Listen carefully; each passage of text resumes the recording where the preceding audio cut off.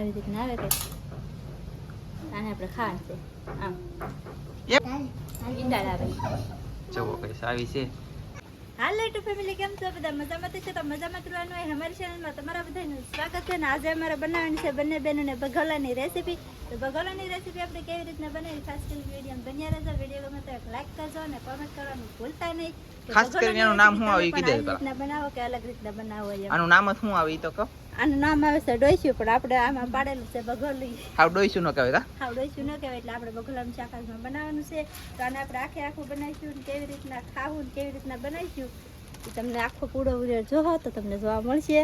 તો જો આપણા આ છે બગોલિયું છે, પછી આ છે તળિયો, તમને ઘણી વખત જોયું છે. આ કસલી છે. તો આને આપણે બનાવવાનું છે રેસીપી. પહેલાં તો આપણે આને સાફ કરવાનું છે, તો સાફ કરીને જ છીએ. સરસ.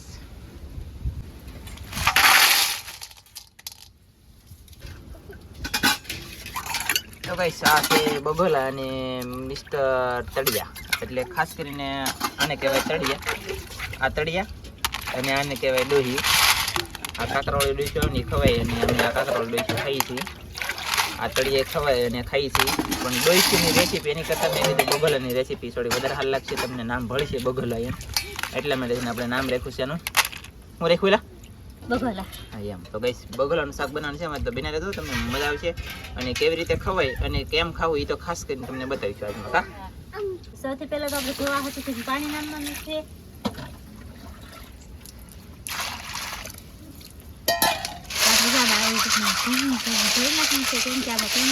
રેતી બાર ચોટેલી હોય, કાકર હોય કે એમાં રેતી ભરાઈ ગયેલી હોય. આવી રીતના ધોઈ નાખવાનું છે પેલા. બરોબર. ફ્રેશ લો. દેખો ભાઈ, આ છે દેશી પહેલી હે ને. હા. શું ને પાણી ધોવું ગઈ જોવો. આપણે આખી બનાવ નથી એટલે ધોવી સમય પડે કા. જેટલી ધોઈ એટલું ચોખ્ખું થાય ને. હા, હજી એક વાર આપણે ધોવાનું છે. સરસ. તો આપણે આવી રીતે ધોવાની છે ને આવી રીતે ધોઈ લઈ છીએ. બાકી યાર ખાવાની આવે મજા તો આવો કા. હા, શરદી ને હોય ને એને આ ખાવાનું. શરદી ઉધરીની હોય તો 80% ફેર પડી જાય ભાઈ. છે ને ખાઈ જાઓ. જીવે હોય તુર બોલે. બસ.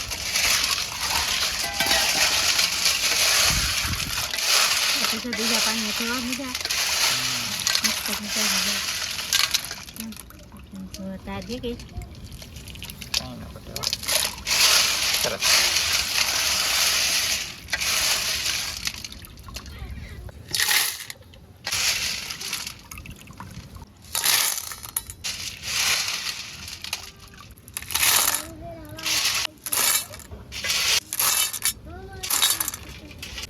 તો જો આપણે મસ્ત મજાનું ડોસ્યું ધોઈ ગઈ છે. અને અંદાજ પ્રમાણે આ છે 2 કિલો.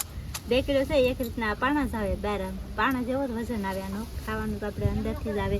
અને અંદરથી આપણે કેવી રીતના ખાઈએ એમાં જો ચક્કી આવે પહેલાં આડી, પછી આને અંદરથી કાઢીને ખાવાનું આવે છે. એ આપણે કેવી રીતના ખાઈએ ને આમાં વળસડી ગયેલું હોય અંદર ખાવાનું હોય એથી. તમને વિડીયો જોયા કરો તો મજા આવશે જોવાની ને, તો તમને જાણવા જોવા મળશે બધી. તો કન્ટિન્યુ ગાઈસ બિના રહેજો. પહેલાં તો આપણે લસણ ફોલવાનું છે. તો લસણ ફોલવાનું કામ શરૂ છે. તો લસણ ફોલી નાખી પહેલાં. ઓકે ગાઈસ અહીંયા હે ને આખો પૂળો ફોલે છે અને ઓલા પણ સોડી કળિયું ફોલે હે. બાકી ફોલવાનું કામ શરૂ છે. કાઈ હા કાઈલી હા કા આવું છે ભાઈ. અને બિના રહેતો લસણ ફોલી લે છે ને પછી તમને પાછા બતાવી આગળ કન્ટિન્યુ હું કામ હાલે તો મને ખબર ન હોય. મારા વાલા બન્યા રહેતો. સૌથી પહેલાં તો આપણે મરચું પેળવાનું કામ શરૂ છે. તો આપણે મરચીનું શાક હોય એટલે લસણવાળું મરચું તો આપણે બનાવવું જ પડે. તો મરચું ભેળવી નાખીએ પહેલાં. આપણું મરચું ભેળવાઈ ગયું છે ને હવે આપણે એક પાળી ડુંગળી મળવાની છે. ડુંગળી નાખવાનું કારણ એ કે આપણે ડોઈ છે ને મસ્ત રીતે સડી જાય. તો આપણે થોડીક એવી ડુંગળી નાખવાની છે એમાં. તો ડુંગળીનું કટિંગ કરી નાખીએ નાનું. તો આવી રીતનું કટિંગ કરવાનું છે ફેમિલી. નાનું બહુ મોટું કરવાનું નથી. આ શીરું સમજતાની ઓઇલ પેલું છે ને એવું કટિંગ કરવાનું છે એમ. એટલે તમે જે ડોઈચુંનું નહીં પણ આપણે બગોલાનું શાક બનાવવાનું તો કટિંગ નાનું રાખજો અને એકાદી કળી ખાલી ગણાવ પૂરતી નાખજો એટલે સડી જાય વ્યવસ્થિત. કાયલા એમ જ તેને પાકો મસાલો બધો કમ્પ્લીટ થઈ ગયો છે ને હવે આપણે ડોઈચું લીધી છે. તો પહેલાં તો આપણે ડોઈચુંને તપેલામાં નાખી દેવાની છે.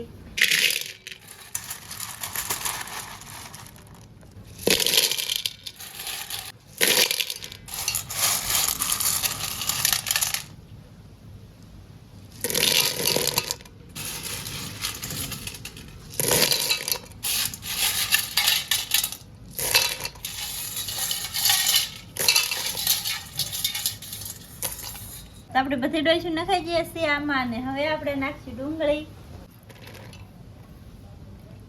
પેદન લસણનું કળિયું નાખ્યું આખી હવે નાખીએ આપણે આખું જીરું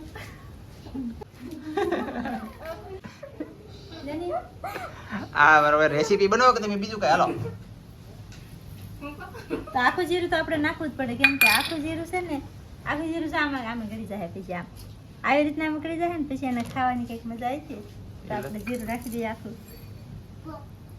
જોયું તમે ગઈ આવી રીતે બધું હોય આમાં મોનોપોલી તમને બધાને બતાવી એમ મારા વાળા તો કન્ટિન્યુ બનાવે છો અને હવે નાખવાની છે આપણે હળદર મીઠું નાખી દઈશું લસણ વાળું મરચું હવે આપણે નાખી દઈશું તેલ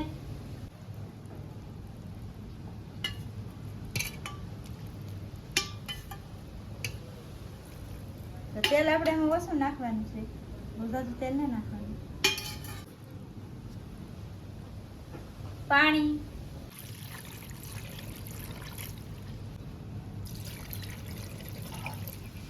તો 2 ગ્લાસ નામ્યું છે નથી નામવાનું શરૂ છે કેટલું નામી એનું નક્કી નથી બિના રહેતું 3 પાણી પીવે 4 આપણે 4 ગ્લાસ પાણી નાખ્યું છે હજી એની તેઓ થાય નહીં 5 હું પાવ ગણવા વાળો છું એટલે ગઈશ બસ હવે નહીં તેરે હા પાકું પકડી નો દઈશું તો પીઝા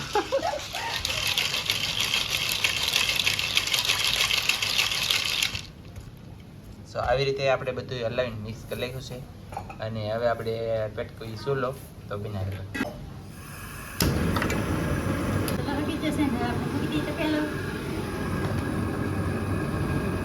આપણે ઢાંકી દઈએ ને ટાંકીને સડવા દેવાનું છે તો આપણું શાક સડે ત્યાં સુધીમાં લાઈક કરવાનું બાકી હોય તો લાઈક કરી નાખજો અને ખાસ કરીને નીચે લિંક આપેલી છે એમાં ખાસ કરીને વિડીયો જોવા જશો આનો વિડીયો ન ગમે ને તો એમાં મસ્ત મજાના રેસીપીના વિડીયો આવે છે તો ખાસ કરીને ખાસમાં ખાસ જોવા જશો બધાય બહુ જોરદાર વિડીયો આવે છે આનું બધાને બુક કરતું હોય ઘણા ખરા ભગત હોય ન જોવા ગમતા હોય તો એમાં જોવા જશો એમાં તમને મજા આવશે જોવાની આપણું શાક કેટલું તો શાક આપણે મસ્ત મજાનું કરી ગયું છે અને ગેસ આપણે કરી દેવાનું છે બેન અને એટલો રવો આપણે રાખવાનો છે મસ્ત મજાનું પેટી ચડી રહી છે પીળો તો થાય જ તમે ગમે એમ શાક બનાવી તો રસો પીળો થાય એ ફાઇનલ છે કેમ કે આમાં બીજું તો કઈ આપણે ઓલરેડી નાખેલું હોય જ નહીં તેલ અને હળદર બીજી પછી બહાર રહી બીજું તો શું રહી કહો ઓછું જ નાખવાનું તેલ તો ચાલો ફેમિલી આપણે શાક સડી ગયું છે ને આમાં પકડીને બધું મસાલો નાખવો પડતો હોય નાખી દઈને તમને બતાવી દઈએ કા પછી આપણે જમવા બેસી બતાવશે મત ને પછી આપણે કેવી રીતના ખાઈ લઈએ પણ દેખાડવાનું છે તાવ આવી જાય ને ડોઈશું ખાઈ દે એટલે સારો ઓકે તો હવે આપણે નાખીએ ચિકન મસાલો આપણે થોડોક હવે નાખવાનો છે અને ઉપરથી કોથમરી નાખવાનું છે કોથમરી આપણે પાસે અત્યારે છે નહીં એટલે આપણે ચિકન મસાલો નાખી દઈએ નાખવાનો છે અને ચિકન મસાલો નાખીને મસ્તીનું ઢાંકી દઈએ એટલે સ્વાદ હોય મસ્ત મજાનો મસ્ત બેસી જાય અને વાસી જ બેસી જાય આમ તો સુગંધ કા હા હવે ખાઈએ તેવા મળજો ત્યાં સુધીમાં લાઈક કરી દો ને સબસ્ક્રાઈબ કરો લાઈક કરવાનું તમે બધા બહુ કરી દીધું લાઈક કરી દો ફટાફટ મેં અહીંયા ચડાવી તો ફેમિલી હાથ પડી જશે અને આપણે બેસી જઈશું જમવા થોડુંક મોડું થઈ ગયું કેમ કે બર્થડેમાં ગયેલા હતા ને એટલે કેક ખાવા આવીએ છે કા કેક ખાવી જહા ને આપણે ઢોસા ખાવ આમ બટકો બળવાનો પેલા કપડા ખાંધવાનું હો આવે ને અહીંયા અથવા પીન ગમે એ લઈ લેવાનું હો અથવા પીન બે માં એક વસ્તુ લઈ લેવાનું પછી એને શું હોવાની કે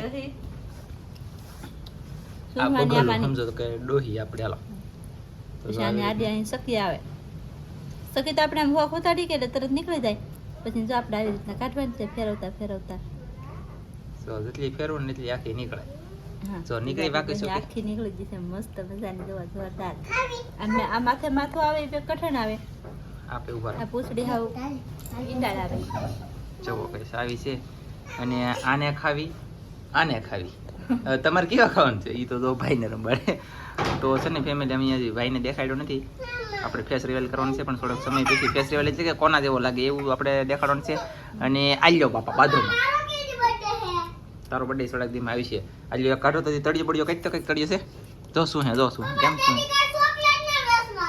ઓકે તળિયો તળિયામાં જો સકી છે એમ દેખાતી છે. તળિયે પણ જો આપણે આવી રીતના જ કાઢવાનો છે. બળ સડાવતા હા. સડાવતા અને આ આવે તળિયો મોટો, આની ઈંડા બહુ મોટી આવે, આવું છે. આવી રીતના આવે કંઈક. આને આપણે ખાવાનું છે આમ. એમનું ખાય બહુ મજા મસ્ત લાગે, બહુ એટલે બહુ મસ્ત લાગે. આવી રીતના તમે પણ બધાય બનાવજો, ખાતા હોય એ બહુ મસ્ત લાગશે. અને આપણો વિડીયો પણ હવે પૂરો કરી દઈશું. અને આ કેટલી જાતનું શાક બને? 3 જાતનું ત્રણ બને? જાતનું શાક બને આનું.